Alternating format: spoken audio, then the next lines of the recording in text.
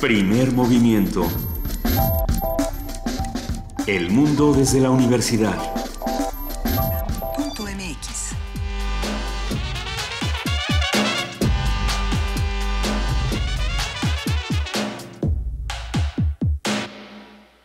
8 de la mañana con 5 minutos. Hoy es lunes 11 de junio. Estamos en la segunda hora de Primer Movimiento, la primera en TV UNAM. Miguel Ángel Quemain, buenos días. Buenos días, Juan Inés Esa, buenos días a todos nuestros radioescuchas y a nuestros televidentes en Radio UNAM, en TV UNAM.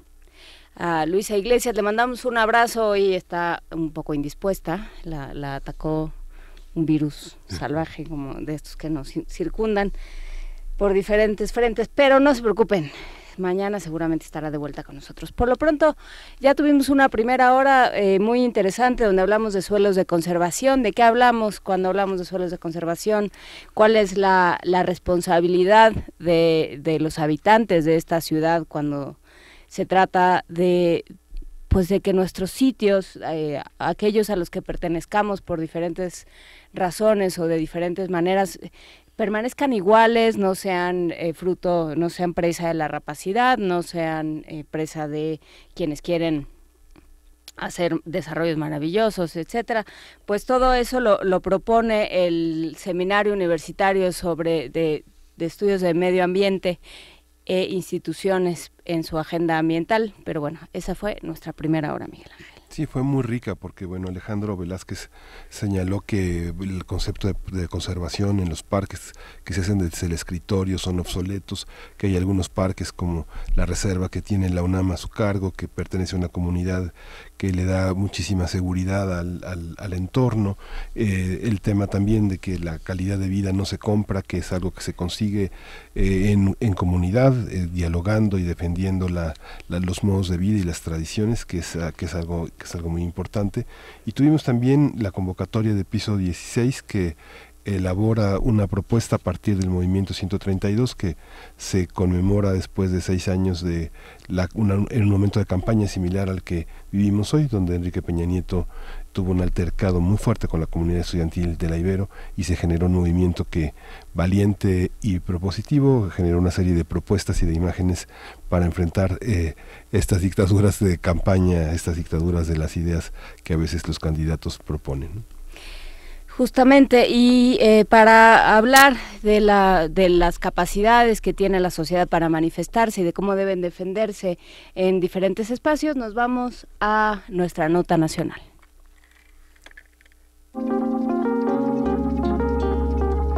Primer movimiento. Hacemos comunidad.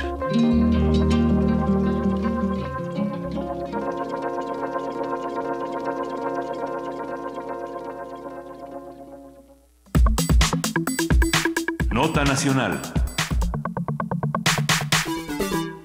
El pasado jueves, los senadores Ernesto Rufo, Marta Tagle y Daniel Ávila, además de otros 51 legisladores del PAN, PRD y PT, presentaron una acción de inconstitucionalidad ante la Suprema Corte de Justicia de la Nación contra la Ley General de Comunicación Social. De acuerdo con Marta Tagle, senadora independiente, la denominada Ley Chayote, bueno, denominada por todos los que la hemos ido denostando, pero bueno, se llama de otra forma, no garantiza la libertad de expresión ni el derecho a la información, pero sí permite a la Secretaría de Gobernación continuar contratando publicidad para el gobierno de forma discrecional.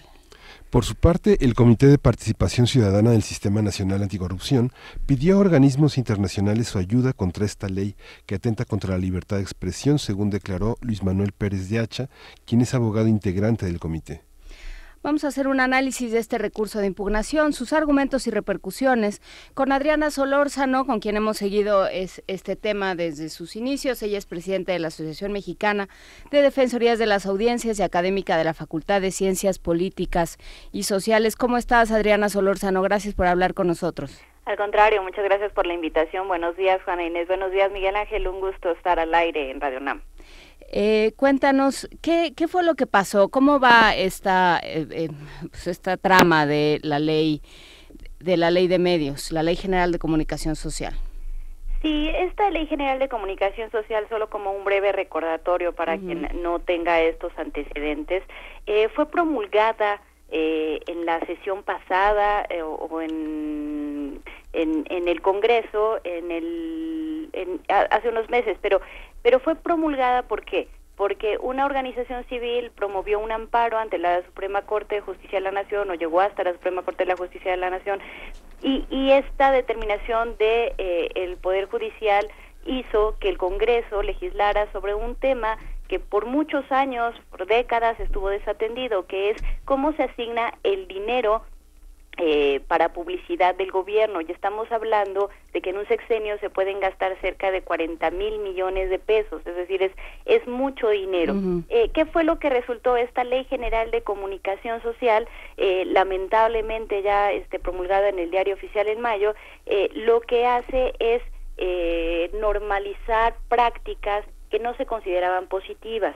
Y esto es por lo que 51 legisladores, como bien dice en la nota de entrada, decidieron interponer una acción de inconstitucionalidad. Legisladores del PAN, PRD y PT, exactamente el 7 de junio pasado.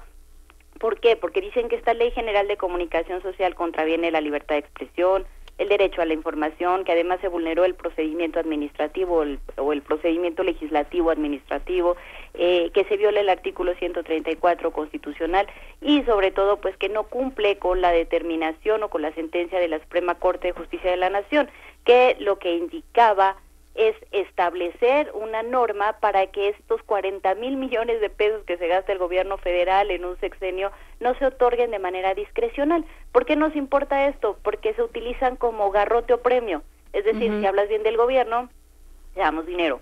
Si hablas mal del gobierno, te castigamos y no te damos dinero. Eso es, digamos, por lo que interesa tanto que esta ley estableciera criterios claros de asignación para que, lejos de promover precisamente pues esta falta de pluralidad, de libertad editorial, de libertad de crítica hacia el gobierno, pues al contrario, fomentara diferentes agendas, diferentes tipos de publicaciones y medios con estándares más altos de calidad, pero la ley lo único que hizo fue concentrar las atribuciones en Secretaría de Gobernación y mantener esta discrecionalidad. Ese es el problema y por eso los senadores interpusieron esta acción de inconstitucionalidad. La ausencia de análisis consiste, digamos, en no distinguir como las diferentes calidades de los medios, porque parte de lo que se señaló, una de las cosas que se señaló por varios de los candidatos es que tenía que haber, como dicen vulgarmente, un suelo parejo para todos, en el sentido en el que pequeños y grandes tuvieran las mismas oportunidades, dado su público, el trabajo de sus contenidos, etcétera. Pero eso no fue así, realmente se sigue la tónica de premio y castigo. Sí, y además el problema es que digamos que de los pocos criterios que a veces se defienden desde Secretaría de Gobernación para autorizar la asignación de estos recursos a publicidad es los ratings o la audiencia de los medios. Y entonces eso nos lleva a que con el dinero gubernamental o el dinero público más bien, lo que hacemos es todavía generar más concentración de las audiencias y apoyar más a los monopolios o a los grandes medios. Es decir, de los grandes beneficiados por estos 40,000 millones de pesos, pues hablamos, por ejemplo, de Televisa o de Televisión Azteca, y entonces no lo utilizamos para fortalecer otras alternativas informativas.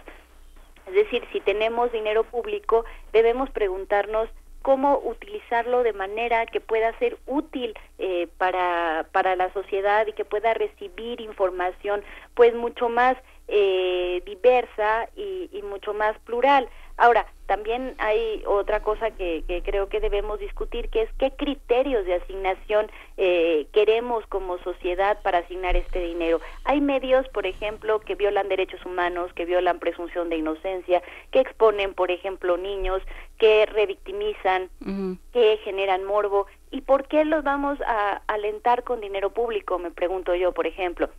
O en Internet, ¿estaría bien que porque una página es muy visitada se le dé dinero público aunque difunda fake news, por ejemplo? Entonces, todo este tipo de criterios es lo que debería haberse discutido en el Senado y debieron quedar establecidos, cuando menos de manera muy general, en la ley. Pero no, o sea, finalmente no le entraron a lo que era el corazón del tema, que es evitar la discrecionalidad y aclarar cómo se debe entregar este dinero, y solamente se mantuvieron estas pocas líneas rectoras que, insisto, lo que hacen es darle más dinero a quien de por sí ya tiene demasiada concentración de audiencias, de medios y de posibilidades de manejar la agenda y el discurso público. Necesitaríamos también criterios que llevaran a que ese dinero pudiera fortalecer medios que están iniciando, medios que tienen agendas distintas, medios que dan visibilidad a grupos históricamente vulnerados, por ejemplo, o que abordan temáticas desde perspectivas distintas, medios que a lo mejor se esfuerzan por tener un periodismo diligente y de investigación y profesional, medios públicos que finalmente son nuestros y siempre están en carencias y sin posibilidad de competir con los comerciales porque están muy castigados presupuestalmente, mientras el gobierno reparte 40,000 millones de pesos en 6 años entre esos medios que de por sí ya ganan cantidades ingentes de dinero porque tienen la concentración de los públicos y la concentración incluso de frecuencias.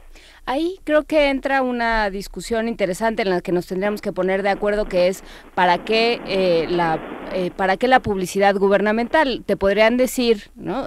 Frente a estos argumentos, Adriana, que lo que se busca es que la información, no sé, sobre campañas de vacunación, sobre en dónde, cuándo y cómo vamos a votar, este tipo de cosas, tiene que llegar a la mayor cantidad de gente posible y por lo tanto buscan esos espacios, el gobierno busca anunciarse en esos espacios que tendrán mayor repercusión.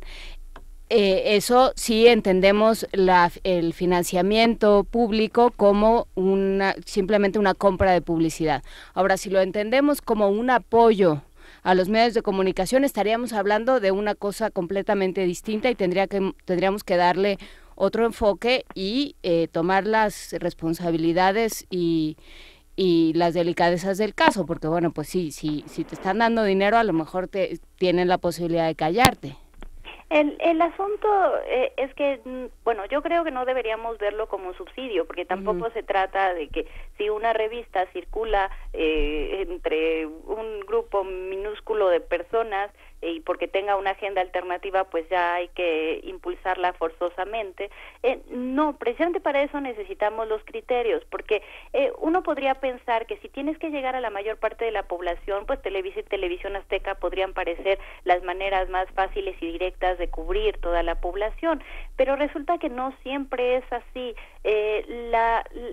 Nuestra vida en las ciudades es distinta a muchas de las localidades que están bastante apartadas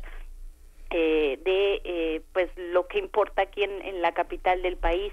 Hay radios comunitarias, por ejemplo, que tienen mucha incidencia o influencia en las poblaciones, y esas radios, aunque deberían recibir presupuesto gubernamental porque en la ley está establecido hasta un 1%, o sea, ese generoso 1%, ni siquiera ese 1% llega.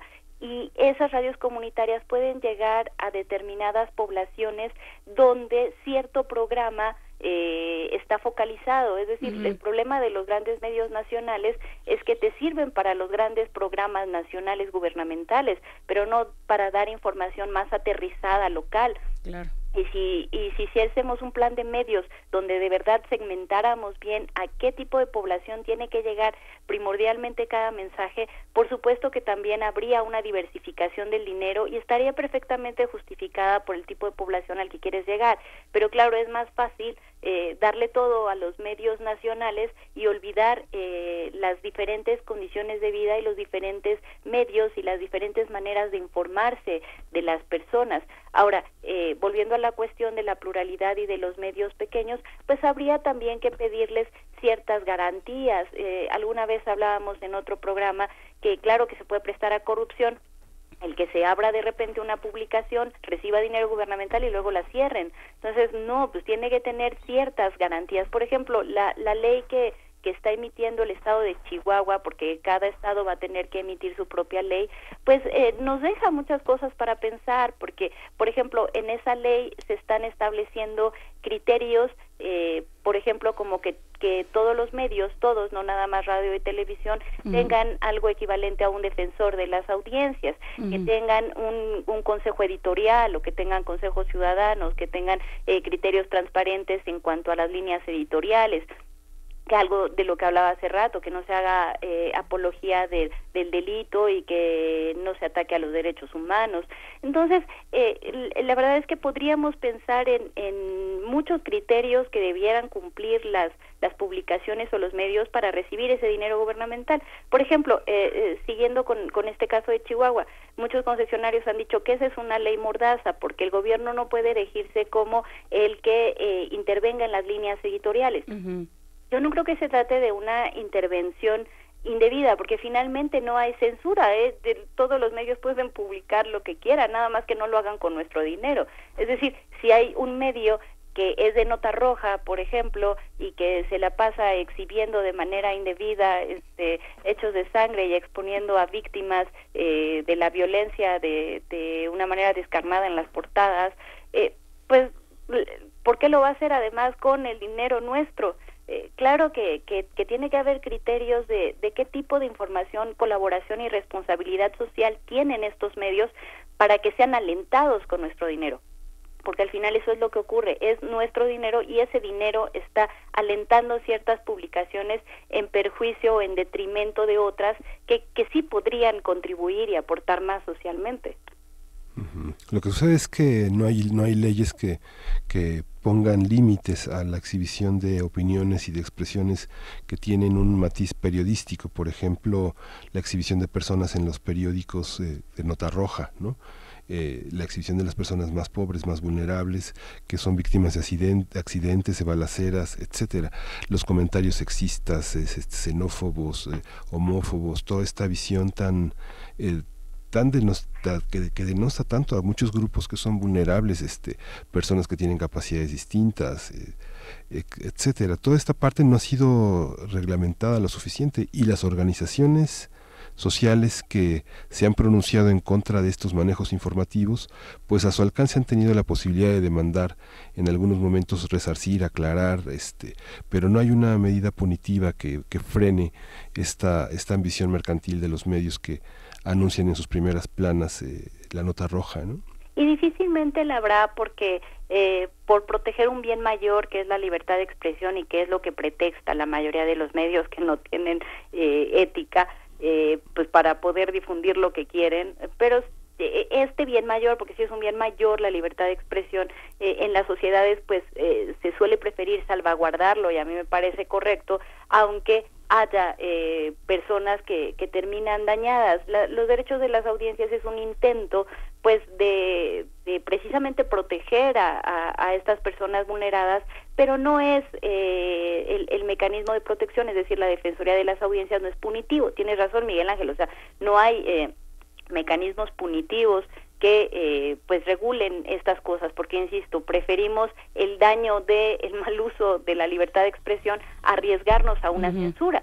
Pero también insisto, precisamente porque no tenemos mecanismos punitivos ante estas situaciones, estamos hablando de que tenemos libertad de expresión. Finalmente, si ese medio sigue vulnerando a las víctimas, que está muy mal, bueno, lo va a poder seguir haciendo, pero que lo haga con su dinero o con el dinero que consiga, no con el dinero público, no con el dinero nuestro, porque eso sí está muy, o sea, eso ya raya de verdaderamente en lo intolerable, porque una cosa es que no pongas leyes punitivas o que no obligues a operar en un marco punitivo, y otra muy distinta es que además de todo les des dinero y los alientes a seguir con un periodismo que precisamente denosta, revictimiza y va contra los derechos humanos. Entonces, este tipo de criterios que para algunos que puedan resultar afectados, pues vamos a empezar a ver alaracas en ciertos medios comerciales sobre que son cuestiones censoras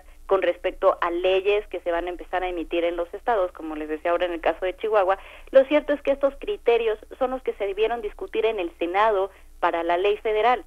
y que no se discutieron y que se quedó todo en el mero procedimiento administrativo de a quién le vas a mandar tu plan de medios y quién lo va a autorizar y en cuántos días lo va a regresar y quién va a ser el encargado, sin entrarle al problema de fondo, que es a quién le damos el dinero y que haya topes, porque también 40,000 millones de pesos es muchísimo dinero en un país con tantas carencias. Entonces también tenemos que preguntarnos cuánto dinero, porque si es necesario dar a conocer campañas de vacunación, por supuesto, dar a conocer programas sociales, fomentar parte de la rendición de cuentas a través de la publicidad gubernamental, pero es necesario 40,000 millones de pesos, verdaderamente deberíamos gastar esas cantidades, porque a esto hay que sumarle lo que se gasta en cada estado de la República. O sea, no es nada más, esto es a nivel nacional, más lo de los estados. Exacto, hablamos de 40,000 millones de la Administración Pública Federal, pero cada estado gasta cantidades también arbitrarias y muy altas. Entonces, de verdad, necesitamos gastar tanto dinero teniendo tantas carencias y tantas cosas que atender en publicidad gubernamental. Necesitábamos topes también en la ley. Necesitábamos que se evitaran o que se pusieran candados a ampliaciones a lo largo del año. Por ejemplo, en periodo electoral, el gasto en publicidad gubernamental se disparaba hace muchos años y entonces se empezó a poner un candado en el presupuesto de egresos de la Federación de que precisamente en los meses de campaña pues no se debería difundir publicidad gubernamental. No obstante, aún así, no ha sido suficiente y en años electorales se dispara el gasto aprobado por el Congreso, cuando menos en los meses previos a las campañas, cuando todavía lo tienen permitido. Y se gastan cantidades que ni siquiera están presupuestadas y esos topes era necesario ponerlos en esta Ley General de Comunicación Social que le llamamos Ley Chayote, porque en realidad es eso. Sigue fortaleciendo el garrote y el premio a la hora de la asignación en el dinero público. Estaba consultando una información en internet donde justamente Animal Político da a conocer todo un trabajo que había hecho también Proceso, donde Duarte reservó el derecho de no dar a conocer ni de especificar los gastos que el gobierno de Veracruz había hecho en materia de publicidad, casi 300 millones de pesos. Y la argumentación jurídica fue para evitar que la oportuna prevención y atención a la sociedad quede en riesgo, ¿no? Quede en riesgo de poder ser. Este gasto fue entre 2011 y 2014. Esa disposición, esa fundamentación puede hacerla cualquier estado, digamos. Puede limitar el acceso al sistema de información pública de algunos gastos en publicidad para evitar que los programas no lleguen a su destino o no se difundan. Y claro, es gravísimo porque es información que debe ser pública y pudimos haber reforzado también en esta Ley General de Comunicación Social el que esa información tiene que ser pública y abierta. A nivel federal hay un sistema de comunicación donde se registran precisamente todos los gastos y se procura que sea en tiempo real, y tanto Secretaría de Hacienda como la Secretaría de Función Pública deben darlos a conocer, pero insistimos, claro, el problema es a nivel nacional y por supuesto que puede haber a nivel municipal o de gobierno pues estas reservas indebidas de la información, pero esta ley pudo haber puesto un piso mínimo para las leyes estatales con respecto a la transparencia que debe haber sobre estos gastos. No hay razón, o sea, no hay ninguna razón para que no sean públicos, sobre todo una vez que han sido ejercidos. En algún momento el gobierno decía que no podía dar a conocer las proyecciones de lo que iba a gastar, porque de repente los medios que estaban incluidos en los planes de asignación, pues entonces elevaban sus precios, sabiendo que ya tenían determinado dinero asignado. Pero una vez que ha sido ejercido no hay ningún tipo de razón para no difundir claramente a dónde se fue el dinero. Claro, nos preguntan cuáles son los partidos que apoyaron esta ley. Bueno, los partidos que le apoyaron fueron PAN, PRD y PT, porque, bueno, Morena no tiene legisladores en este momento, pero hay muchos de los legisladores del PT que que se han cambiado a Morena o que están identificados con Morena. Entonces podríamos hablar que son PAN, PRD, PT y de alguna manera quizá Morena, viéndolo con esta reserva del caso. Es decir, quienes votaron a favor de la ley, eso sí está claramente establecido, pues es PRI, el Partido Verde y el PANAL. Es decir, la oposición es la que está interponiendo esta acción de inconstitucionalidad, pues porque quedaron en desacuerdo con esta ley que se aprobó, aunque también hay que decir que esta oposición, de haber sido más responsable, pues nos habría evitado todo este camino. ¿A qué me refiero? El día de las votaciones de esta ley, muchos de esos legisladores de oposición no estaban, o estando no votaron, o diciendo que están en contra de la ley votaron a favor. Entonces, de repente también son juegos políticos muy muy perversos. Yo celebro que se haya interpuesto esta acción de inconstitucionalidad, pero habría preferido que la oposición desde el principio hubiera estado donde debía de estar y hubiera votado en contra cuando debió votar para evitar que fuera aprobada. Pues este es un comentario interesante ya para cerrar esta conversación, Adriana Solórzano, porque sí, justamente dónde estaban el resto, dónde estaba la oposición cuando se aprobaba esta ley que provoca tantos perjuicios de tan distintas formas como lo acabamos de platicar. Pues veremos cómo se desarrolla esto, cómo confluye con el tiempo de campañas, que no será sencillo, con el tiempo de elecciones, por supuesto, y lo seguiremos platicando. Te mandamos un abrazo, Adriana Solórzano, presidenta de la Asociación Mexicana de Defensorías de las Audiencias y académica de la Facultad de Ciencias Políticas y Sociales. Gracias por estar con nosotros. Muchas gracias a ustedes siempre. Que tengan un estupendo día y un saludo a todas las audiencias de Radio UNAM y TV UNAM. Muchas gracias. Hasta luego. Primer movimiento.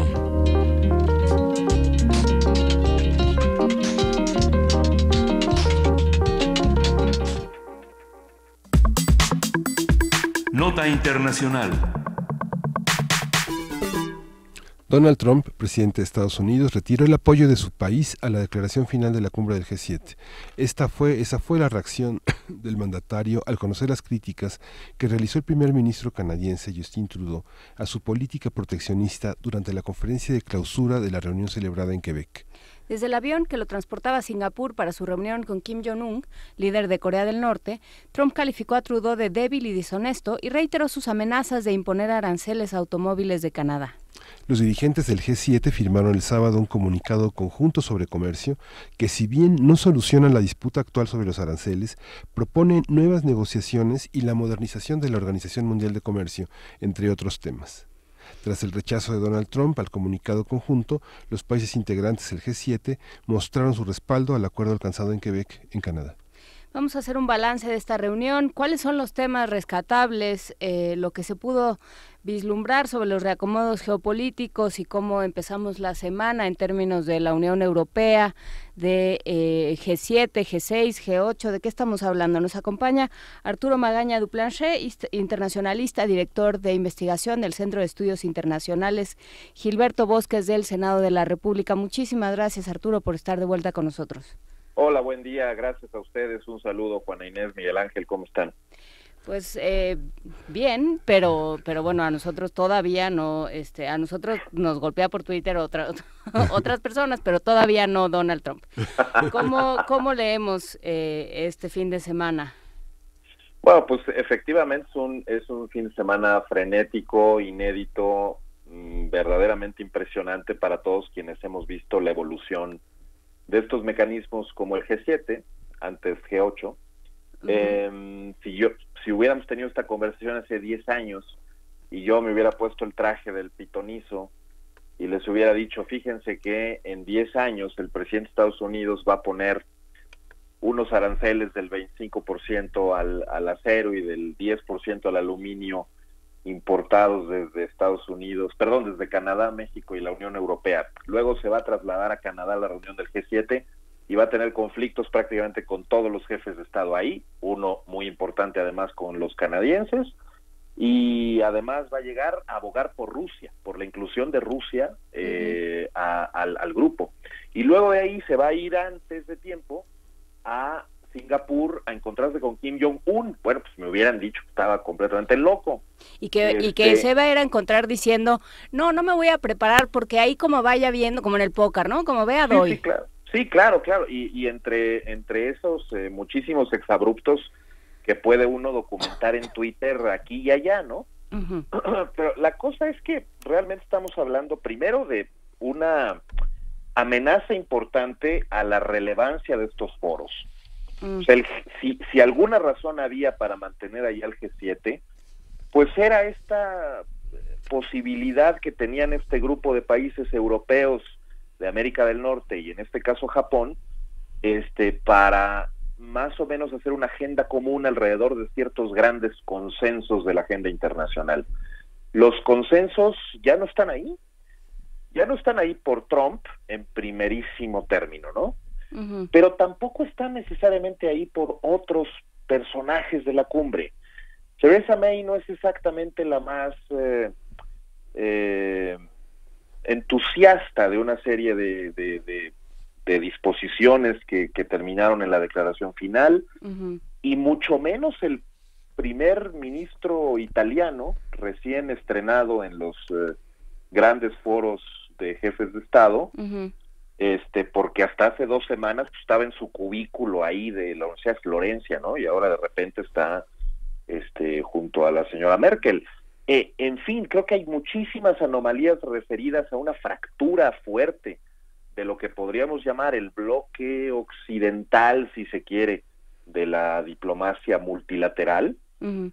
Pero esta fractura tiene que ver con Trump y tiene en Trump su más importante expresión, pero no solamente con Trump, es Ujú. decir, en relación con la reunión anterior que tuvo lugar en Sicilia el año pasado, pues se inventaron este mecanismo para el cual en la declaración final decían, bueno, todos nosotros, salvo Estados Unidos, creemos esto. Por ejemplo, en relación con el tema cambio climático, Ujú. porque no podían realmente incorporar un compromiso de implementación de los acuerdos de París, dado que Estados Unidos pues, se había retirado y que además estaba abogando en contra. Por tanto, estas fracturas constantes y la imposibilidad de tener pues, ni siquiera un documento final que es declarativo, que ni siquiera genera mayores compromisos, pues es bastante serio en la medida de que estos mecanismos son los que abonan a la gobernabilidad mundial de manera más o menos cíclica. Y sobre todo nos dice mucho sobre cómo estamos entendiendo las formas de gobernar, porque bueno, pues tradicionalmente, tú me corregirás si me equivoco, Arturo, pero tradicionalmente lo que se hacía era que en realidad los jefes de Estado iban un poco a la foto, o sea, quien negociaba eran todo el cuerpo diplomático, eran una serie de especialistas, ellos eran los que tenían estas reuniones fuertes, y de pronto eso cambia con estos personajes, con personalidades tan avasalladoras y que creen que no necesitan de un aparato de Estado. ¿Qué pasa con esto? ¿Dónde quedan los diplomáticos? ¿Qué va a ser de ustedes, Arturo? No, pues nos vamos a tener que dedicar a otra cosa, o más bien, pues gracias a Radio UNAM vamos a tener cosas que hacer. Peter Navarro, por ejemplo, el consejero de la Casa Blanca en materia comercial, Uh-huh. dijo que era un comunicado socialista. Luego Larry Kudlow, que es el asesor económico de Trump, acusó en la CNN a Trudeau de una cosa así como alta traición y de acuchillar por la espalda a Trump. Todas estas, digamos, la continencia verbal ya no está ahí. Es decir, ya no hay un filtro necesariamente como para detener ciertos mensajes y declaraciones. La cosa es que los europeos pues están respondiendo a su manera, ¿no? Toda esta difusión de fotografías que vimos el fin de semana, estoy seguro que ustedes las vieron, la de la señora Merkel de pie, con Trump al centro en una silla, o bien la de Macron dejándole la huella del pulgar suyo en la mano a Trump.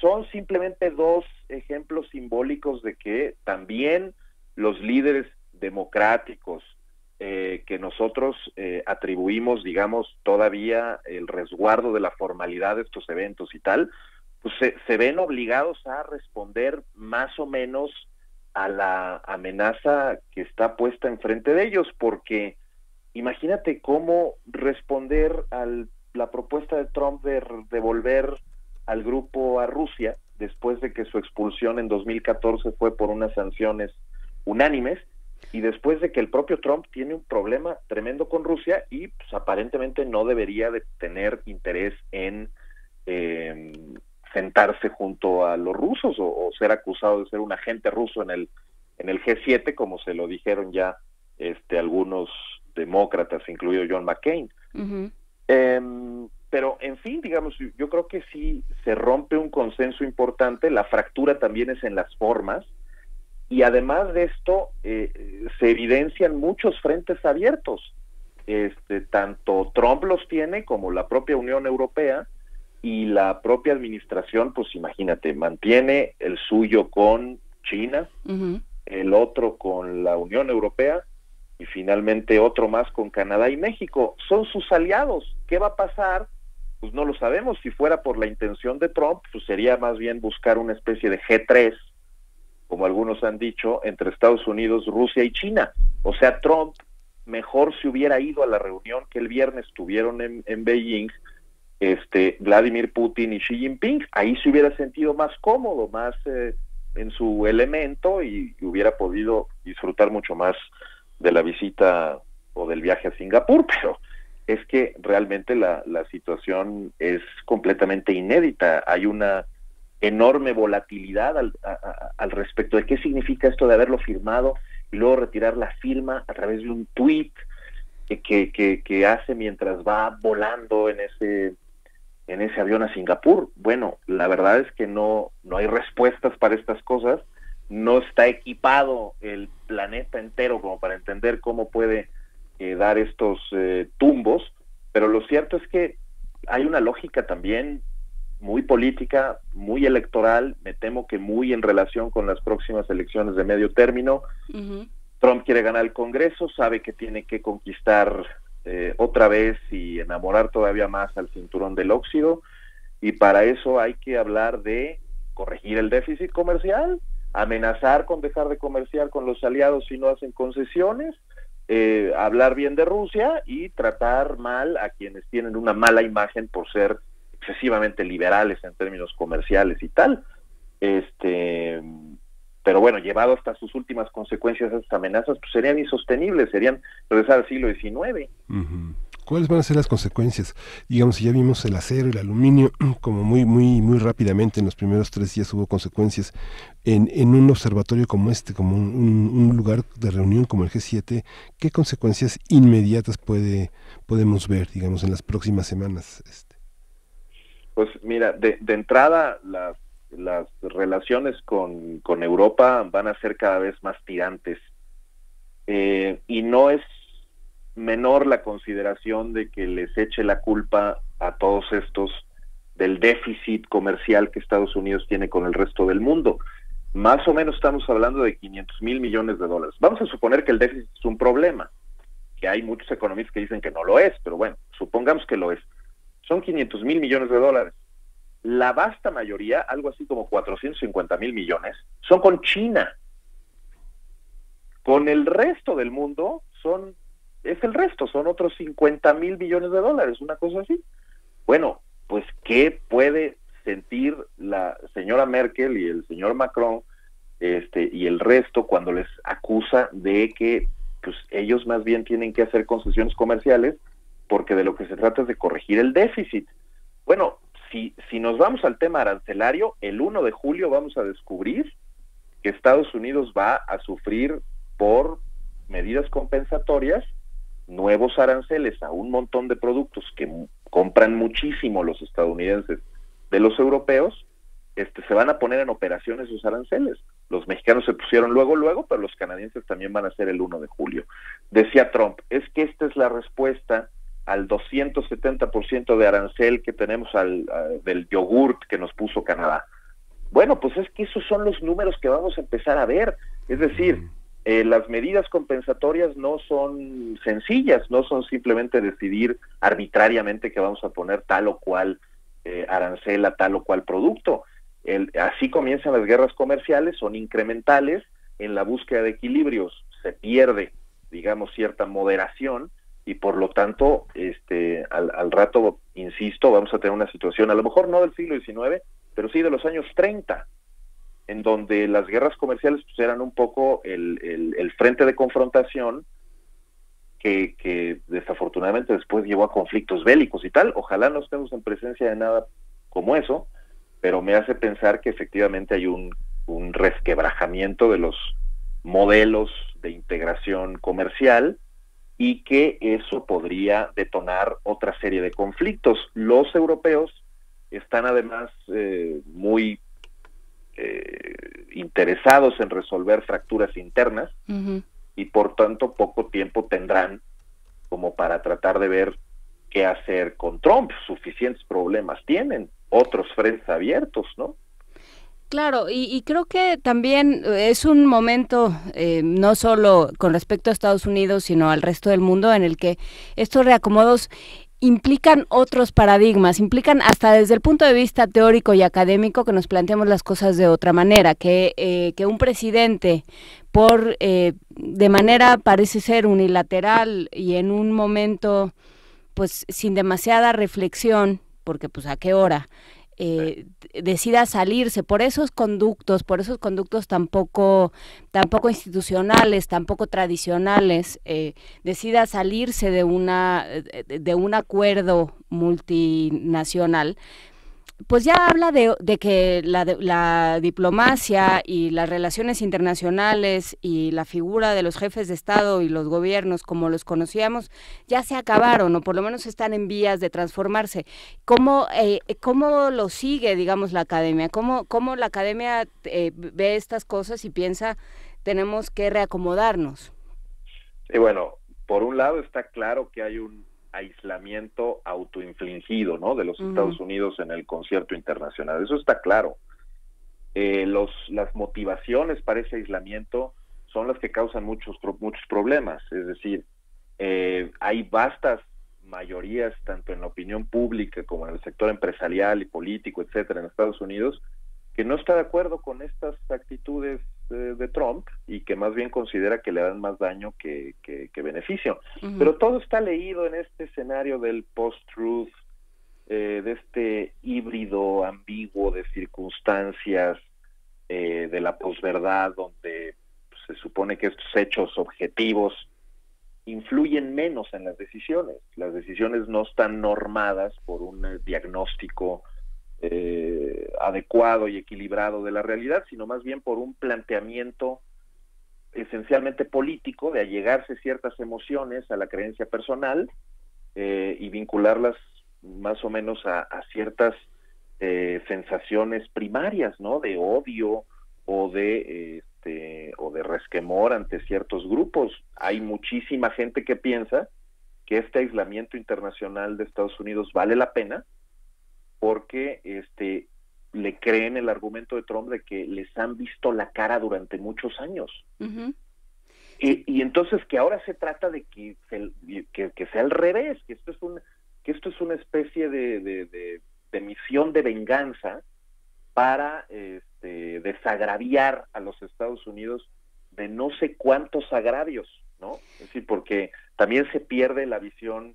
Cuando estás hablando, pues, por un lado del tema comercial, pues sí, ellos dicen, es que tenemos un déficit tremendo. Bueno, si se viera otros temas como los lujos financieros o los de servicios, pues no, ese desequilibrio no sería tan grande.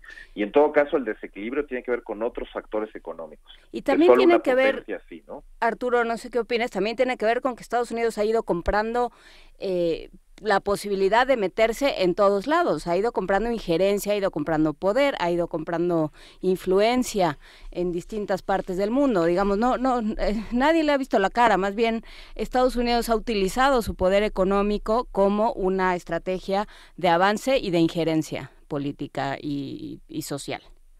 Sí, totalmente. No, nadie le puso una pistola en la nuca, ¿no? Y con todo y eso, pues le creen estas cosas, ¿no? Luego hay una serie de incoherencias e inconsistencias sobre de qué estamos hablando aquí. Si estamos hablando de comercio o si estamos hablando más bien como de una postura frente al resto del mundo o de que queremos o no queremos liderazgo en el mundo. Trump no es un buen abogado del liderazgo estadounidense en el mundo, todo lo contrario. Parece decir, pues a mí solamente me interesa lo que concierne a los americanos y ya está. Eso es un rompimiento importante con una tradición americana de política exterior. Claro. Eso por lo menos no se decía, Uh-huh. por más que se creyera o que se le diera cierto crédito a algo de eso. Hay una foto también que subió la Cancillería francesa donde está Trump un poco a la sombra, Macron le da la luz en la cara, una cosa así, y dice algo así como que se rompió la tradición americana. Sí, seguramente se rompió en un momento en que además el mundo pues necesitaba quizá de esa tradición, ¿no? Y eso nos hace pensar que el momento es todavía más crítico. Para México, desde luego, mucho más que para Europa, ¿no? Uh-huh. O sea, ver esta información desde México, pues es más preocupante que verlo desde Berlín. Hay cierta autonomía relativa de los europeos para hacer un montón de cosas, y nosotros pues estamos aquí al lado. Sí, y bueno, repensando el Tratado de Libre Comercio y muchos otros temas. Está también, justamente hablando de eso, el papel de la Organización Mundial de Comercio, que es una ventanilla en la que en 3 días se formaron México, Canadá, la Unión Europea, o sea, todo el mundo ya fue la mitad del mundo fue con la Organización Mundial de Comercio a decir, pero ¿qué es esto? ¿No? Con todas los cambios en la política arancelaria y demás. Sí, totalmente. Y con todo y eso, pues imagínate, otra vez, frente a las actitudes de Donald Trump, por ejemplo, frente a China, uh-huh, cosa de lo que no hemos hablado, la OMC termina en una crisis muy importante de credibilidad para resolver una serie de escaramuzas comerciales que se han venido acumulando en los últimos años. Sabemos muy bien que arrastra problemas antiguos, ¿no? Sobre, pues más bien reglas debilitadas, procesos muy largos, una posible parálisis ahí en las negociaciones, más bien infructuosas para llevar adelante estas rondas de desgravación multilateral. Y hoy menos que nunca, pues esta cosa de Beijing y Estados Unidos acusarse de tratarse mutuamente de manera inequitativa, y de no acudir a la OMC, sino de resolverlo a punta de aranceles, pues también la pone en crisis. Estos procesos son muy largos. México le ganó una disputa a Estados Unidos por el etiquetado de atún después de un proceso entre 4 o 6 años, ¿no? Uh-huh. No podemos esperar que la OMC resuelva la disputa actual arancelaria mañana. Uh-huh. Y eso también muestra que pues todos esos organismos están en crisis por, digamos, una poca confianza en las reglas que enarbolan estos mecanismos. Te digo, ni siquiera en el caso del G7 estamos hablando de un documento de carácter obligatorio, de cumplimiento uh-huh, obligatorio, es una declaración. ¿Qué importancia tendría tener o no ahí la firma? Bueno, pues lo cierto es que sí tiene mucha importancia pedir que la retiren desde un avión a través de Twitter, ¿no?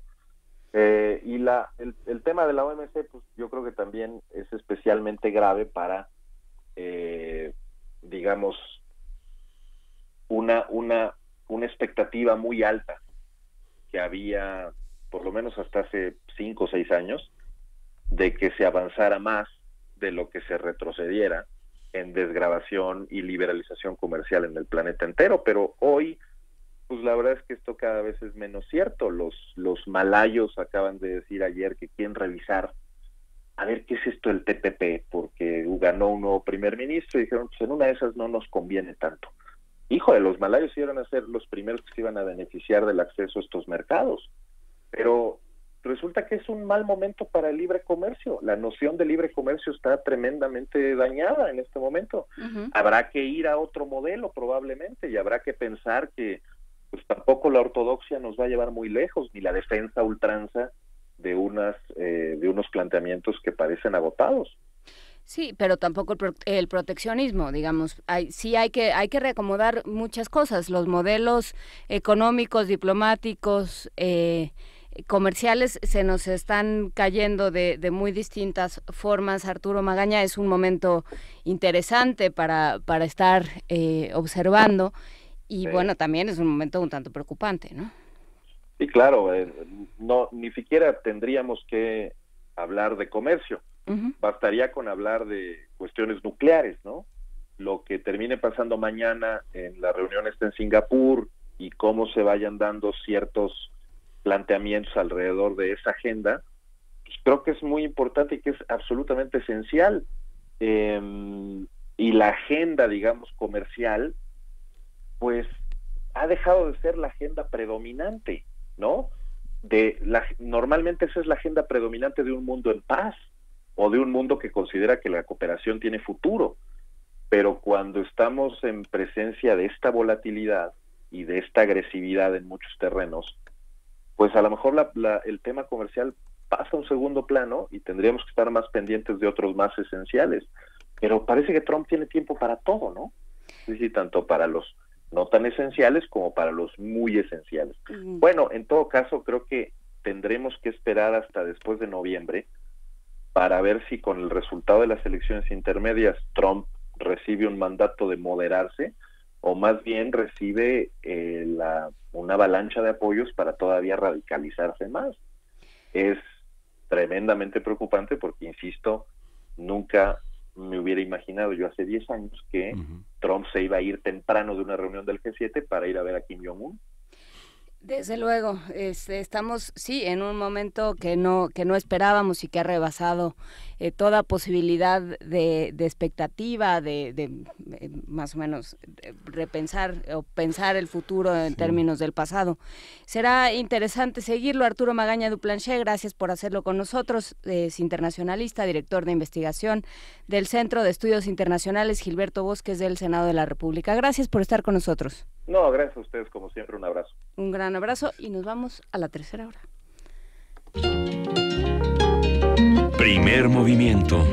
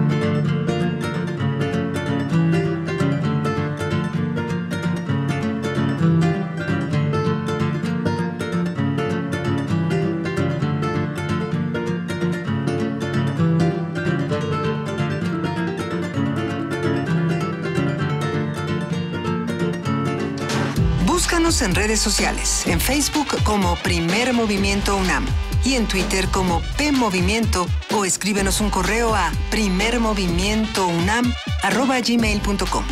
Hagamos comunidad.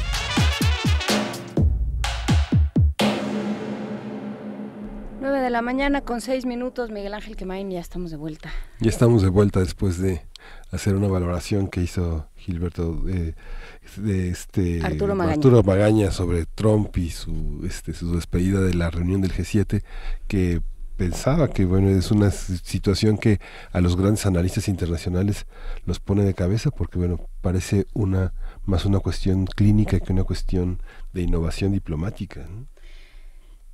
Sí, y sin embargo, bueno, pues habla de otros, de que se puede, ¿no? O sea, ya se está probando el modelo, se está estirando a ver hasta dónde llega y bueno, pues ya nos estamos enterando de cómo está el asunto. Lo seguiremos platicando, por supuesto, seguiremos la reunión en Corea, que ya se avisó que puede durar hasta 2 días, porque bueno, hay muchos temas que tratar, pero bueno, pues todo puede ser entre estos dos jefes de Estado, lo platicaremos. durante esta semana, que también tiene debate presidencial y bueno, tiene un montón de cosas. Pero por lo pronto, para seguir con este lunes, nos vamos a Poesía Necesaria. Primer movimiento.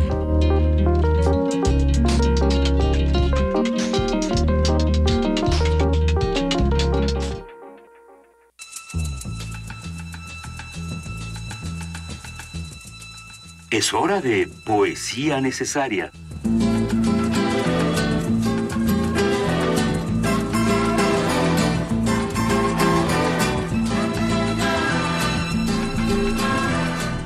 Vamos a escuchar un poema de Diana del Ángel que ha publicado dentro de la serie de inéditos del periódico de poesía que publica la UNAM. Ella es una poeta de la Ciudad de México de 1982 y forma parte de la edición de abril del periódico de poesía. La vamos a acompañar con una canción de This Mortal Coil en la voz de Elizabeth Fraser, que es un grupo que terminó en 1997 y que tiene la canción de La Sirena, una producción ya clásica para los que aman esta clase de música. Diana del Ángel tiene Baldío. Dice: yo no sé decir mi cuerpo, se me quebró una noche y sus nombres se perdieron. Sangró por finos cortes, fue quemado en días ebrios, pero yo no estuve en él. No sentí dolor, solo vi su piel con marcas. Entre mi cuerpo y yo no había palabras. Lo habitaba como se vive en una casa abandonada, temiendo el desalojo. A veces venían a verme, oía que me llamaban, tal vez me acariciaron. Oculta en el sótano o al borde de la azotea, esperé su partida para llorar su ausencia. Yo no sé decir mi cuerpo, por eso digo barranca, grito escombro, asco de humedad, lo proclamo hilo en que me desilvano a diario, lo declaro campo de sal, donde las palabras mueren sin dejar huella. 2. Hubo una puerta, lo sé, como se sabe de un hueso roto, como se sabe del sabor de la saliva, como se sabe el hervor del agua, como se sabía en la infancia cambiar de nombre, como supe un día cómo cruzarla. Primer movimiento. Hacemos comunidad.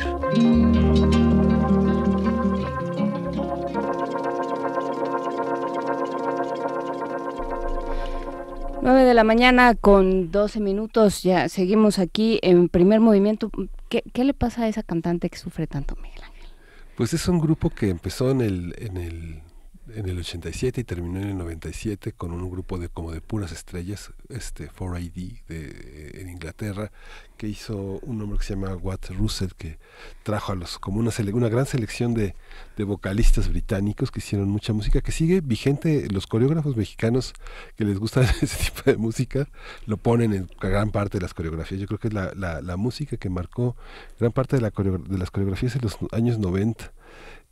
Sí, sufren mucho. Es una canción muy emblemática de This Mortal Coil, que justamente tenía un disco que se llamaba Esto terminará en lágrimas, ¿no? Sí, y lo cumplieron. Lo cumplieron. Pues muchas gracias por esta selección. Vale la pena echarle ojo al resto del proyecto. Y por lo pronto nos vamos a nuestra mesa del día. La mesa del día.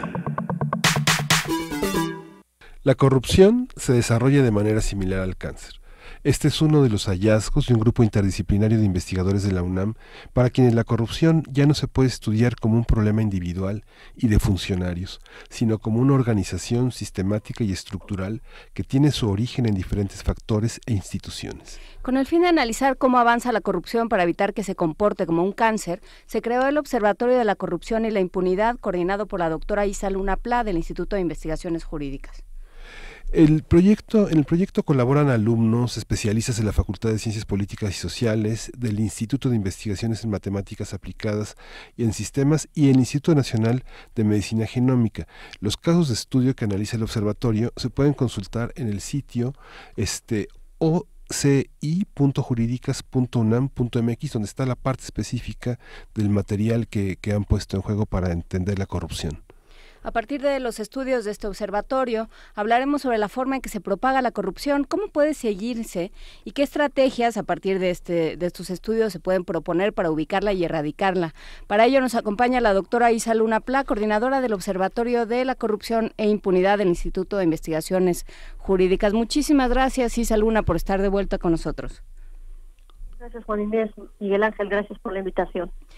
Cuéntanos, ya nos habías adelantado en una conversación previa que estaban haciendo este trabajo y que habían llegado a conclusiones interesantes. Cuéntanos cómo se desarrolla este trabajo y que llega a la conclusión de que la corrupción se desarrolla como el cáncer. Pues mira, francamente lo que nosotros hemos tratado de innovar en ciencia es buscar una manera en la que dejemos de adjetivar a la corrupción. La corrupción en ciencias sociales tendemos mucho a llamarle pues en nombres que nos parece que aglutinan o agrupan muchos conceptos como gran corrupción, corrupción organizacional, sistémica. Y los fenómenos que nosotros, los científicos sociales, somos capaces de observar descriptivamente, pues le tendemos a ponerle nombre, ¿no? Ahora se le llama captura del Estado también.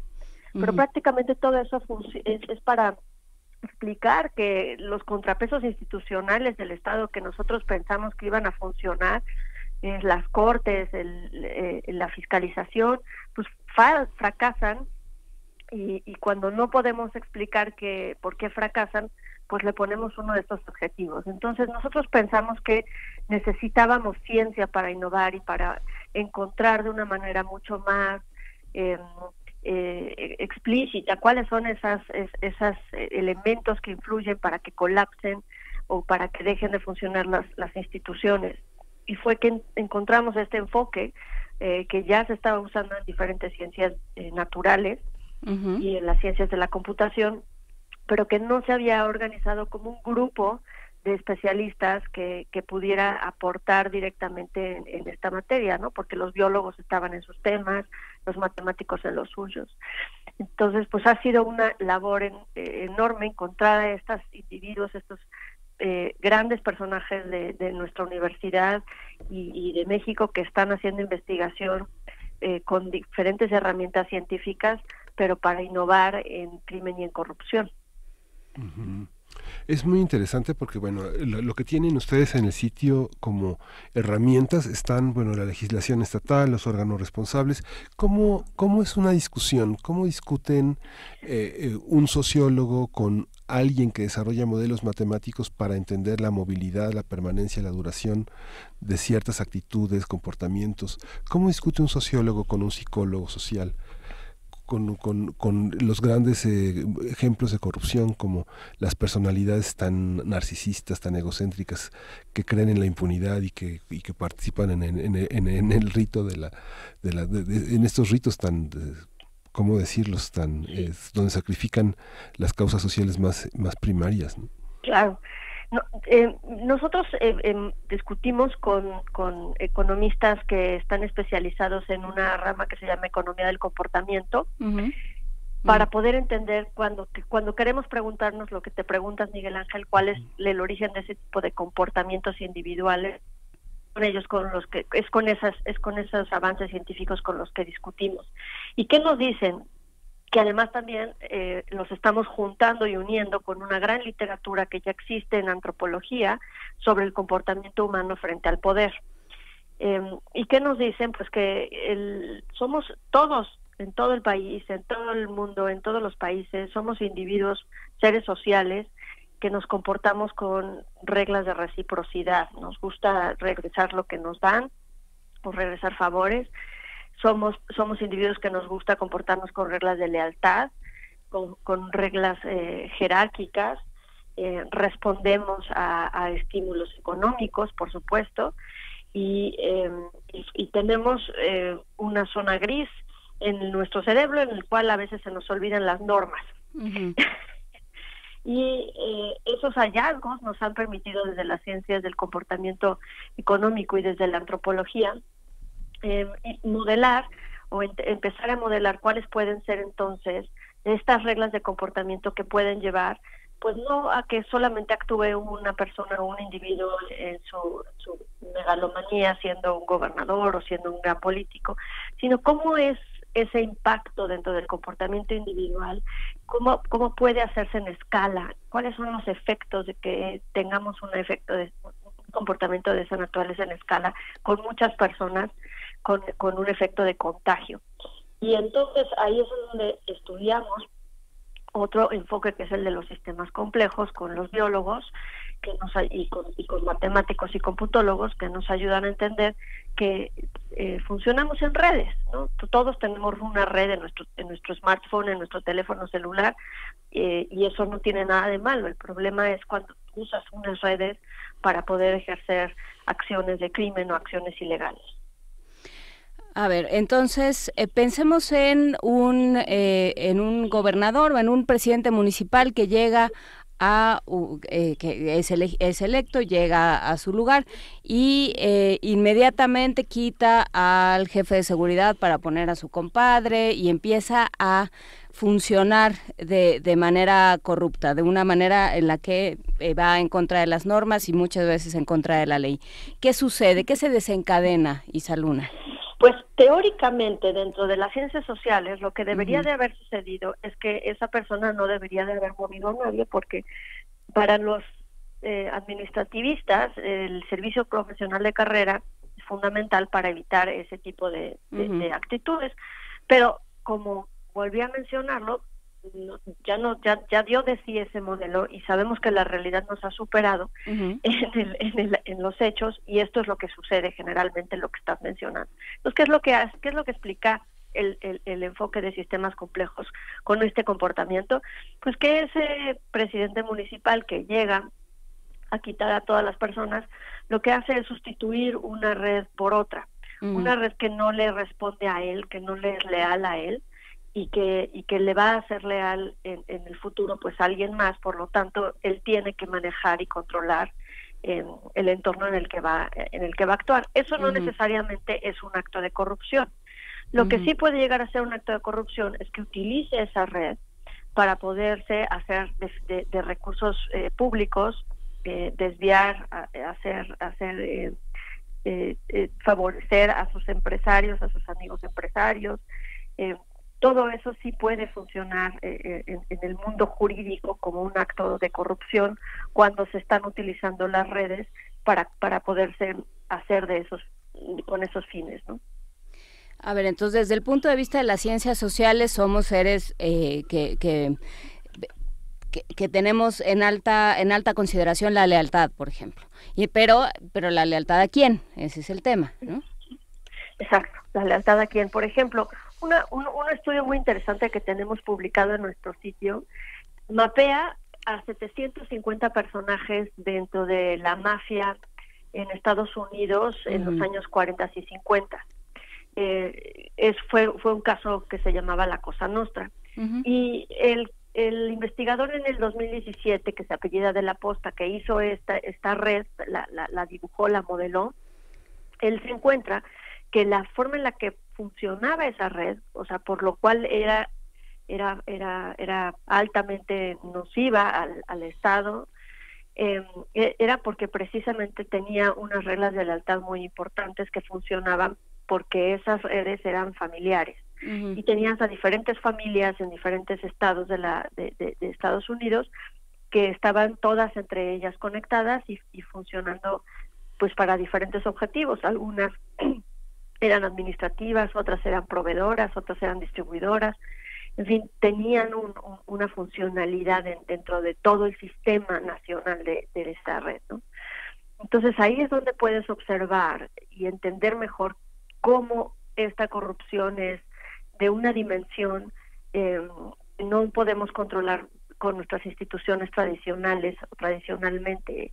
En aquel momento lo que hicieron las autoridades estadounidenses pues fue tratar de agarrar a las cabecillas. Pero se dieron cuenta que las cabezas de esas familias no necesariamente las podían enjuiciar porque no estaban directamente vinculadas a los actos, sino que ellos utilizaban intermediarios para poder realizar sus actos de crimen. Entonces fue muy complicado vincularlos en procesos jurisdiccionales y tampoco funcionó como para desarticularlas. Entonces, dentro de este enfoque, con la tecnología que hoy tenemos para poder modelarlas, articular estas redes, podemos entender mejor cómo se deberían de contener, cómo se pueden controlar, cuáles son sus objetivos y sus funcionalidades, y sobre todo cuáles son los personajes que hacen que se conecten entre diferentes comunidades este tipo de redes. Ahora nosotros en estudios en corrupción lo que encontramos es que las redes de corrupción están muy que ejercen actos de corrupción como desvío de recursos o contrataciones ilícitas, están muy vinculadas también con redes antiguas o que ya estaban permanentemente dentro del mismo territorio por años. No son redes nuevas, sino que el fenómeno a través de este enfoque se explica hacia años atrás, donde hay una alta nivel de autoorganización de varios individuos que van hacia lo largo de los años y trascendiendo gobiernos y gobernadores con el mismo objetivo, pues de hacerse de dinero del Estado. Uh-huh. Tienen también esta parte de los casos que ahora mencionas. Tienen 3 casos en su página: las mujeres indígenas ñañú y los agentes del AFI, que fue un caso de muchísimo escándalo. Tienen lo del socavón, pero ese caso de las indígenas Jacinta, Francisco Marcial y Alberta Alcántara y Teresa González, ¿cómo la relación entre corrupción y derechos humanos, que ahora nos recuerda tanto el tema de las policías municipales, comunitarias, es algo muy semejante cómo se han establecido las acusaciones y cómo se estructuran los casos? ¿Podrías comentarnos cómo el observatorio radiografió este acontecimiento? Sí, nosotros también trabajamos con el observatorio de la Comisión Interamericana de Derechos Humanos, que tiene también su base en el Instituto de Investigaciones Jurídicas. Uh-huh. Y ellos nos propusieron algunos casos en donde identifican que diversas actos que pudieron haber sido de corrupción, tanto por acción como por omisión de las autoridades, derivaron en violaciones graves a derechos humanos. Entonces, este caso lo elegimos particularmente porque dentro de los expedientes jurídicos se encuentran pues muchas inconsistencias que nos dan la pauta para pensar que hubo muchas omisiones dentro de las autoridades para que este caso funcionara. Y lo que nosotros observamos es que efectivamente, como lo ha dicho la CONAPRES, lo ha dicho la CNDH, lo ha dicho la OEA recientemente, la corrupción afecta a derechos humanos y tiene un impacto directo en la vida de las personas en muchas circunstancias, no solamente en el caso de por omisión por las funciones jurisdiccionales, sino también en el caso Socavón que tenemos ahí. Uh-huh. Es un caso que afectó derivado del incumplimiento de supervisión de obras públicas que fueron asignadas por asignaciones que no fueron necesariamente lícitas o legales, y que particularmente se observa que existen redes muy amplias que llevan muchos años funcionando y que se llevan estos mismos de contratos, teniendo muy poco cuidado en las obras que se les contratan. Entonces encontramos pues que 2 personas perdieron la vida en esa vía, ¿no?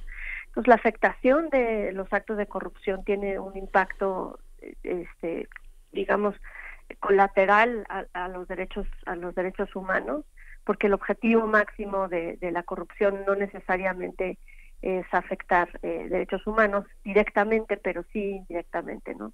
Uh-huh. Claro, digamos, la corrupción afecta lo que se le atraviese en el camino sin mayores distinciones.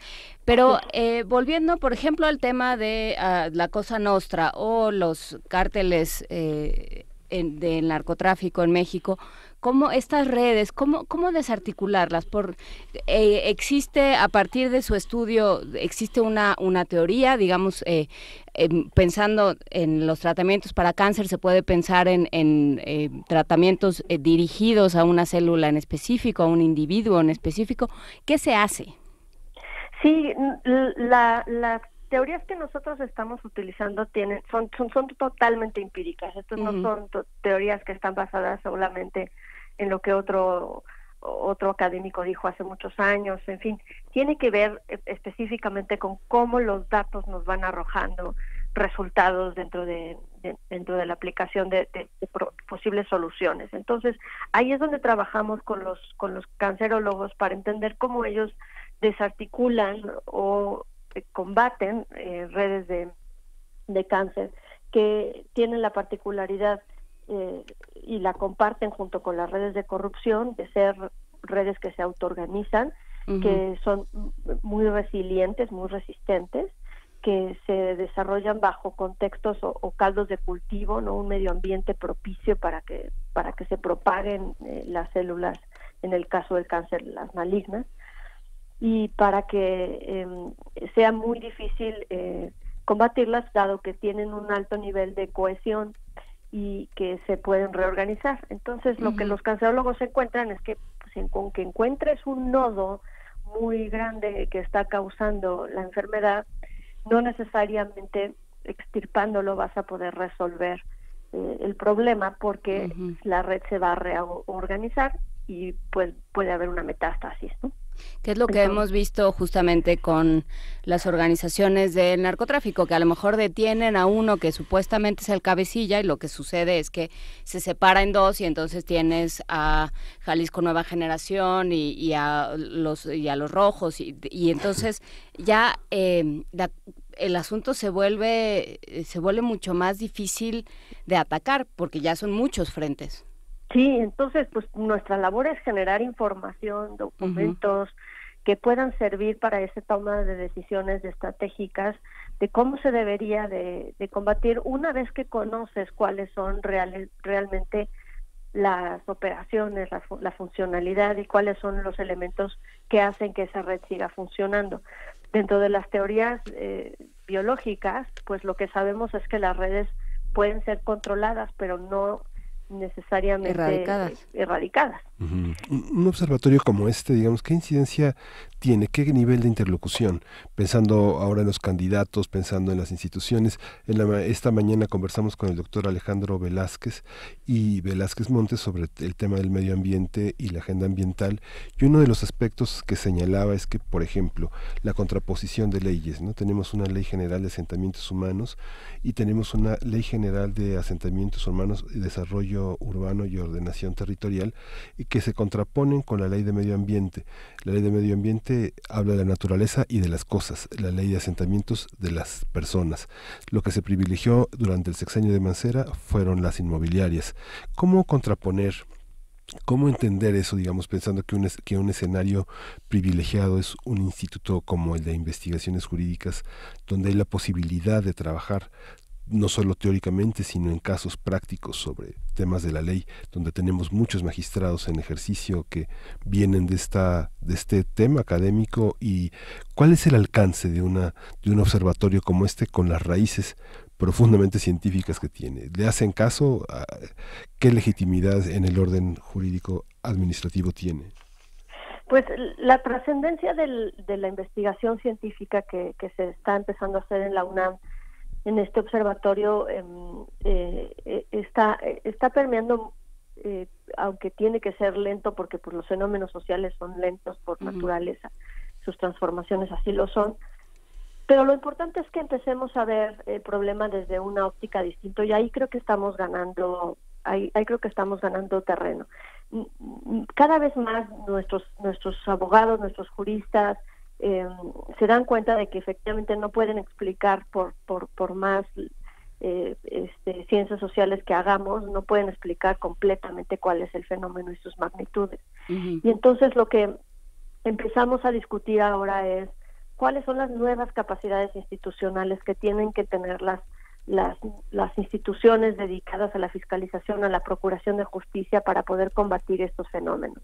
Una buena discusión es pues qué tendría que tener una gran fiscalía anticorrupción cuando tienes no sé, esté conformada de unas 10 individuos que pues por muchas ganas que le echen, pues están enfrentándose a redes de corrupción y redes criminales pues amplísimas, ¿no? Apenas supimos que parece que la red de corrupción del gobierno de Javier Duarte en Veracruz pues tiene cientos de empresas que no pueden ser todas ellas analizadas en sus vínculos, pues simplemente por humanos. Necesitamos computadoras, necesitamos datos, necesitamos información para poderlo hacer. Y esto ya empezó a permear desde algunos años en nuestro marco jurídico. Por ejemplo, en la Ley General del Sistema Nacional Anticorrupción Ya tenemos, esto no es obra desde luego del observatorio, sino ya de un movimiento de datos que se viene gestando en nuestro país con muchos años de anticipación. Ya tenemos la obligación de las autoridades de conectar sus sistemas de datos y generar una plataforma nacional de anticorrupción que pueda ofrecer cada vez más información. Creo que también en tiempos como estamos, en tiempos preelectorales, Isa Luna, será interesante resaltar un par de cosas de las que decías de estas redes de corrupción, ¿no? Por un lado, que encuentran un medio propicio y que son muy resilientes. Pensar que una decisión que se toma en las urnas o la sustitución de una persona por otra va a solucionar las cosas mágicamente o automáticamente, es negar la existencia de estas redes y de este medio, ¿no? Pensar que todo radica en el individuo, lo decíamos al principio de la conversación, pero creo que valdría la pena abundar sobre este tema. No son individuos quienes van a poder, o sea, no son individuos aislados quienes van a poder terminar con esto o paliarlo de alguna forma. Así es, no es un individuo con mucha voluntad, no es un gran fiscal con mucha independencia, no es un gran auditor de la federación con mucha ética. Son él y todas las personas que estén detrás de ellos que puedan llevar a cabo pues unas acciones distintas. Pero lo que estamos viendo es muy interesante en estas elecciones. La semana pasada hablábamos con Francisco Abundis, un investigador del CIDE, que ha estudiado el fenómeno de las elecciones desde hace algunos años, pero particularmente nos decía que en enero de este año particularmente se cambió el electorado, digamos, de partido y de candidato con una marcada decisión derivado de varios aspectos que han hecho ese cambio, y entre ellos, uno de ellos es la percepción de corrupción. La corrupción está como un motor detrás de nuestro sentido de voto, de nuestras decisiones. Eso se explica también por una decepción y por una amplia mediatización de los casos de corrupción, pero también se explica porque finalmente pues quien gana esta elección es quien ha llevado con su propia red todos estos casos y esta información, la ha capitalizado para poderse hacer del voto popular y del voto de la ciudadanía. Entonces estamos viendo que efectivamente si no tenemos estas herramientas para explicarnos un fenómeno como el que estamos a punto de presenciar en unos escasos días, pues vamos a necesitar mucho tiempo para poderlo explicar si no usamos estos métodos y ciencias de datos, ¿no? Esta visión de tratar de, ahora que comentas el tema de las elecciones, Isa, ¿qué grado de confianza hay en un proceso como el que estamos viviendo por parte de un electorado que, si bien ha cambiado de partido por esta observancia de la corrupción, no ha variado sus intenciones de cambio respecto a los más graves problemas que tiene? Bueno, vemos la seguridad, el empleo, la estabilidad en la vivienda, la movilidad, la participación, la educación de los hijos, que tiene que ver con cuestiones de género, la capacidad que tienen las mujeres de poder volver a trabajar después de estar en situaciones adversas. Todas estas son, ¿qué grado de confianza? Son aspectos que, ¿hay algún aspecto en el electorado, en su movilidad, en lo que ven en los números, que indique una esperanza frente a las posibilidades que una sociedad tiene de corromperse por los huecos legales, por el miedo, por todo esto? Bueno, lo que sabemos es que la percepción de corrupción en México está a niveles muy altos.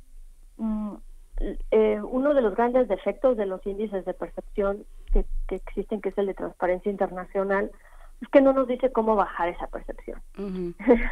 Tú puedes ver que México sube y cada vez está peor, pero prácticamente el índice como herramienta no es una herramienta científica, porque no te permite decir, pues muévele aquí para que entonces el año que entra tus niveles empiecen a bajar.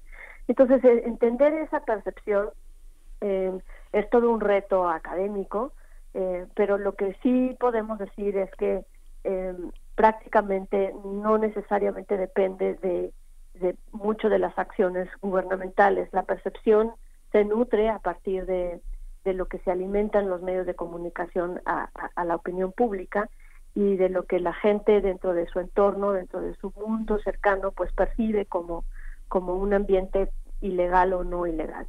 Y ahí prácticamente pues tenemos que la gente identifica que esto es un problema nacional, absolutamente ha salido en todas las encuestas, que la corrupción está en el tercer lugar en los problemas nacionales que se quieren resolver. Y entonces la pregunta que haces, Miguel Ángel, pues cuáles son las respuestas que podríamos tener frente en nuestro proceso electoral frente a este electorado que está exigiendo pues una solución a esta gran nación con un caldo de cultivo de ilegalidad tremendo. Lo que identificamos en los debates políticos actuales y electorales es que el nivel de discusión es muy pues sentimental, ¿no? Prácticamente están solamente los candidatos pues jugando el juego del discurso, en el que pues mientras más emociones le inyectes al proceso y a las personas, pues eso es lo único que va a mover al electorado a votar.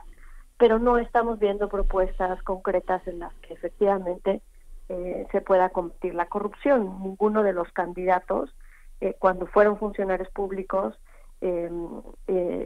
o cuando tuvieron cargos de responsabilidad altos, pues hicieron algo por efectivamente tener en la justicia elementos que puedan determinar que sí hicieron algo en contra de la corrupción, o que combatieron lavado de dinero, o que congelaron recursos.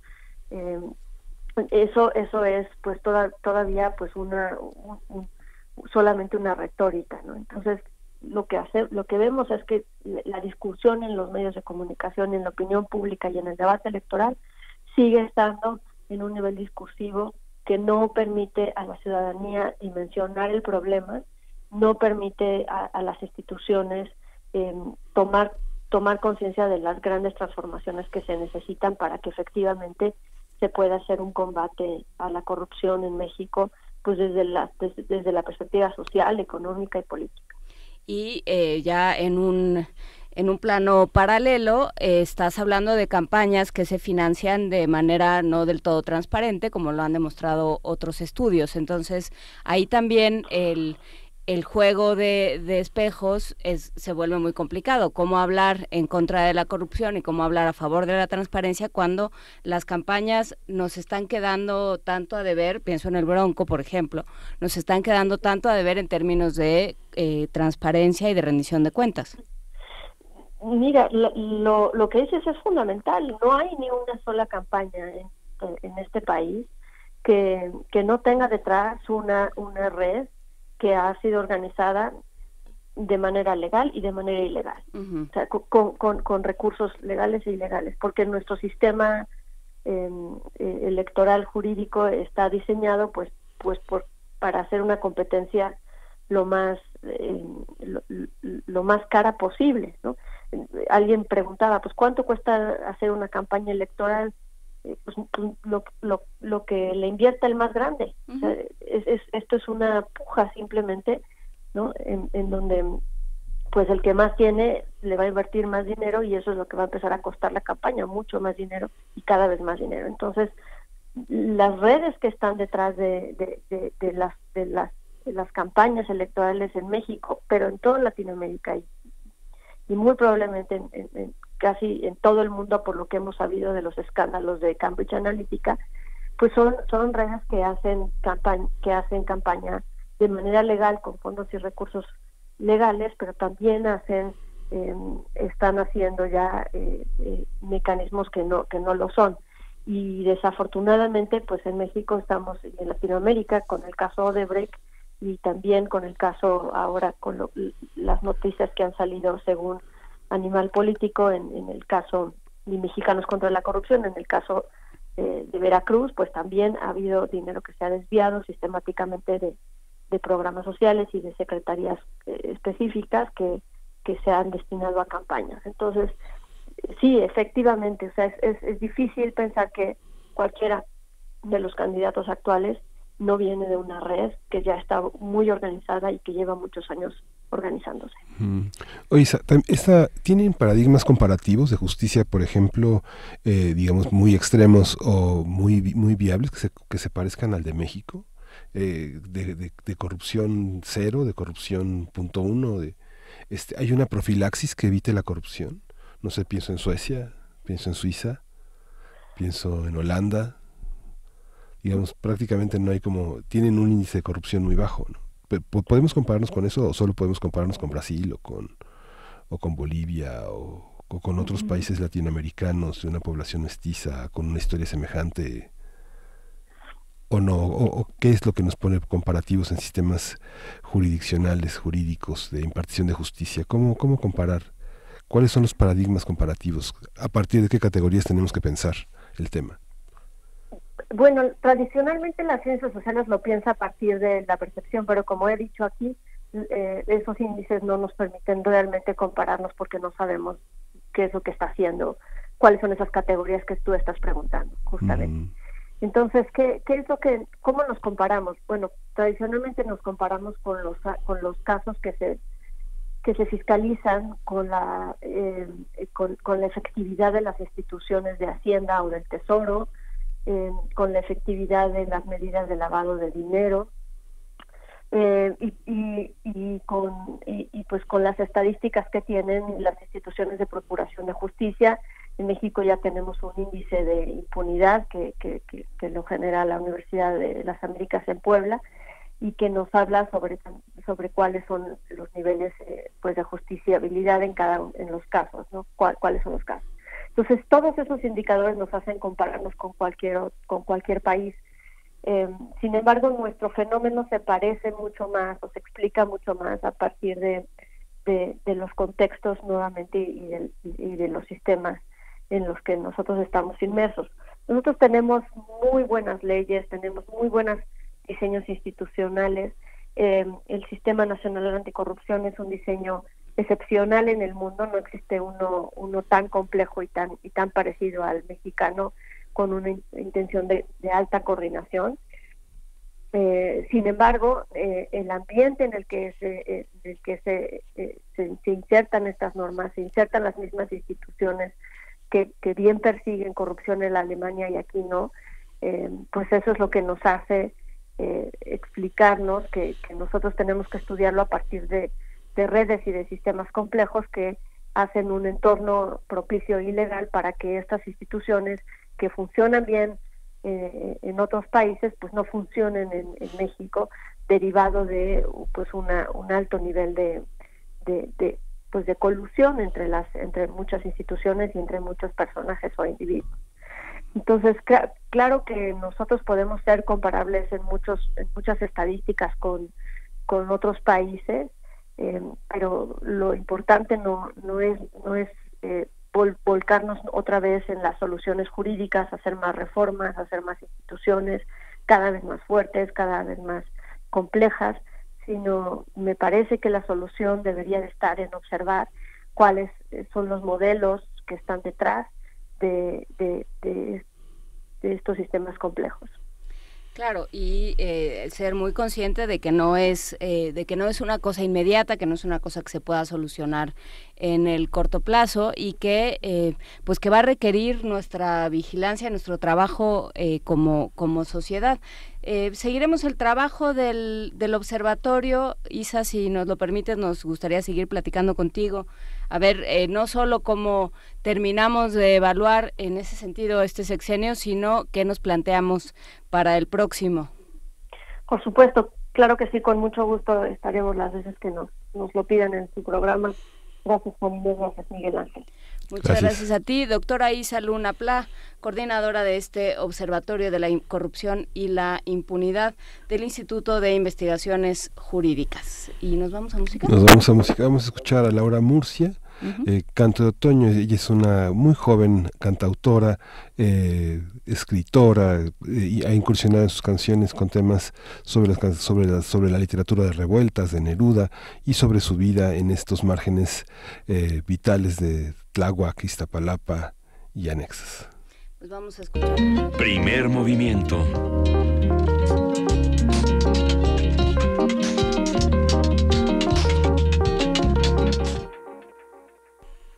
9:55 de la mañana y supongo que Frida Saldívar ayer dijo, ¿qué ponemos para empezar la semana llenos de energía y entusiasmo?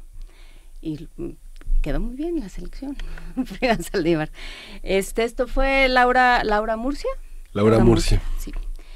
Evo Navarro ya dijo que le gusta mucho la canción y Vania Nuche nos reenvía un mensaje de Facebook muy bonito que llegó por Facebook, es de Oscar Reyes. Y Oscar Reyes platica que esperando el camión conoció a un artesano, empezaron a platicar y resultó que los dos eran radioescuchas no solo de Primer Movimiento, sino también de Prisma y que ya fueron platicando y nos da muchísimo gusto. Dice que saludemos al artesano, pero no nos dice cómo se llama. Entonces, bueno, si es usted la persona que se encontró con Oscar Reyes esperando el camión en Avenida Centenario, le enviamos un caluroso saludo, le damos las gracias por seguir este espacio. Y bueno, pues ya casi nos vamos. Vamos a escuchar de lo que se produce aquí en Radio UNAM, la serie Oídos para Tocar, Qué ganas, de Edmé Pardo. Oídos para Tocar.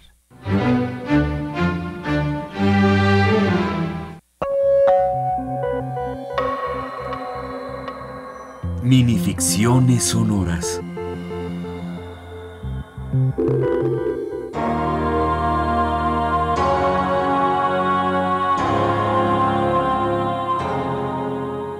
Qué ganas de que mueran todos, pensó la niña mientras estaba en oración. Alrededor de la cama de su madre, varios adultos ayudaban, sollozaban, se postraban. Ella deseó ver a cada uno de ellos en esa cama donde su madre agonizaba, sufriendo de verdad, gimiendo de dolor, retorciéndose a cada ataque.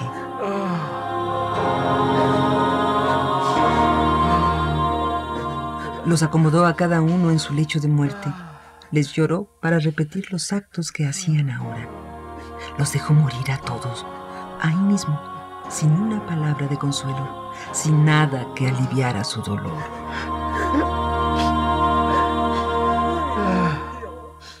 ¡Qué ganas de que mueran todos! ¡Qué ganas!, repitió la niña mientras se persignaba al final de su plegaria.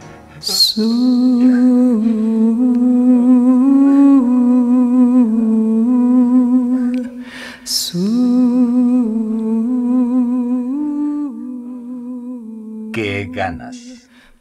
Edmé Pardo.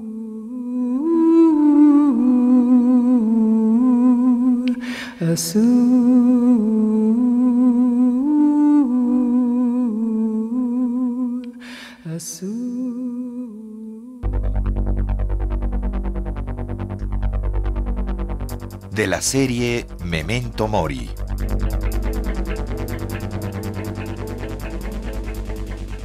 Oídos para Tocar.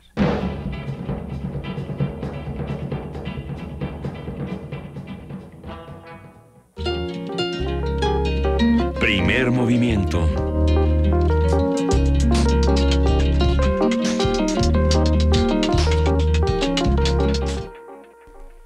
Regresamos, esto fue Qué ganas, de Edmé Pardo en nuestra serie Oídos para Tocar. Nos están avisando tanto Montserrat Chávez como Ibarricetus Cargotti que la transmisión por internet está fallando. Vamos a ver qué se puede hacer. También se puede ver por el Facebook Live de TV UNAM, ¿no? Si no me equivoco. Sí. La transmisión de TV UNAM. Pero bueno, de todas maneras vamos a ver qué es lo que está sucediendo. Muchas gracias por comentárnoslo y pues ya nos vamos. Ya nos vamos. Mañana es un día de debate, vamos a tenemos como una antología de opiniones y de análisis que vale la pena revisar en los podcasts de Primer Movimiento y acercarse a este debate. Vamos a despedirnos con una canción. Vamos a escuchar a Susana Baca. Ella es una mujer limeña, es música afroperuana y nada menos que de Chabuca Granda. Vamos a escuchar el surco. Chabuca Granda se dedicó a hacer muchos valses criollos, pero también muchas indagaciones en la música afroperuana. Vale la pena escuchar esta muestra. Y pues ya nos vamos, jóvenes. Ya nos vamos. Esto fue Primer Movimiento. México, el mundo es de la universidad. y el agua del arroyo se echó a correr. Al lucero le gusta la libertad y al agua del arroyo la claridad. No dio fruto el lucero, se fue a alumbrar.